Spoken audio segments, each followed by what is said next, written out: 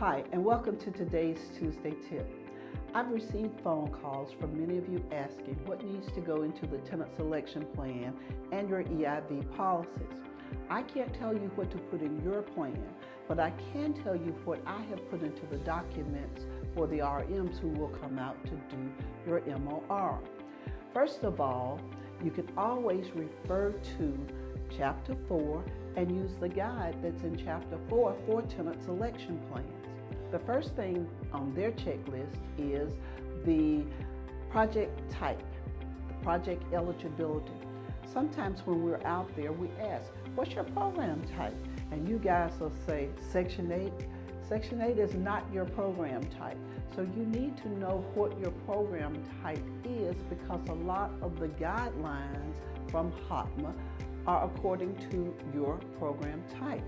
The next thing that you'll look for under project eligibility would be citizenship. You need to explain to the applicants that they need to be a U.S. citizen in order to receive subsidy. So there's not only citizenship, but they can also be a resident that is legal. A legal resident is what they call it.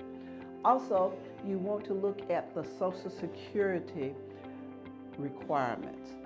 It has changed. We all know back in 2010 when we had to change our Social Security rules back then, it has been modified. I won't say change, it has been modified. So know what the modification is in your Social Security requirements. The next thing would be the student eligibility for financial assistance. It used to be that we could only count tuition, but now we can count books, tuition, lab fees. You need to have all of those things explained to an applicant in your tenant selection plan. The next thing would be the income limits. You know, we get them every year from HUD, so you have to still put those into your tenant selection plan so that the residents will understand if they're over income. The next thing we want to talk about is the income target.